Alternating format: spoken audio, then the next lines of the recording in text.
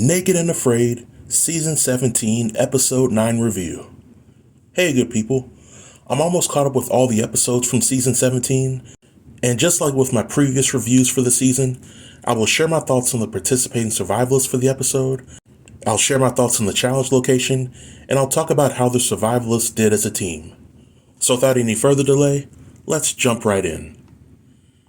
The challenge for Episode 9 was very unique, because it brought back 3 superfans who completed their respective fan challenges, and the 3 superfans had to work together to complete a 21-day challenge. The 3 superfans for this challenge are Frank, Julia, and Scott. In my opinion, after just seeing who would be participating in the challenge, Frank was easily the most impressive survivalist out of the rest, and this is mainly because of how he did in his fan challenge last season. He and his partner completely crushed the challenge, and I was glad to see that he came back to do a full challenge. The second most impressive survivalist for the challenge was Julia. And although she gets the reputation of being the daughter of Naked and Afraid veteran Trish, she really crushed her respective fan challenge, and I was anxious to see how she would handle this challenge. The third survivalist for this challenge was Scott.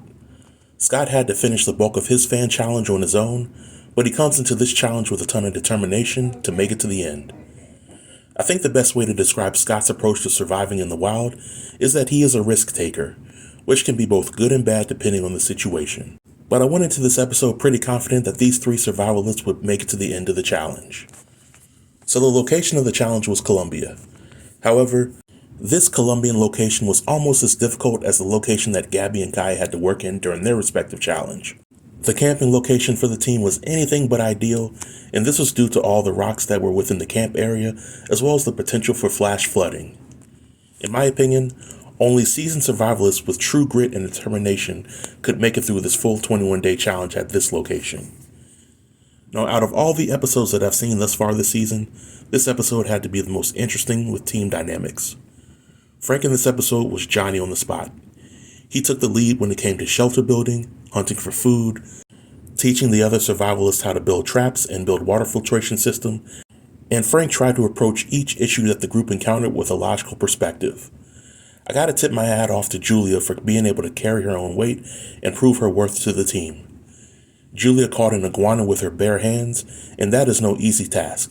She was also pretty eager to follow Frank's lead and match his positive energy.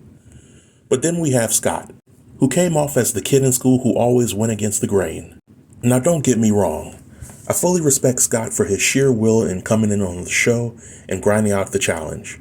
But unfortunately, Scott acts mostly on gut instinct, and then he complains about the results of his poor decision making.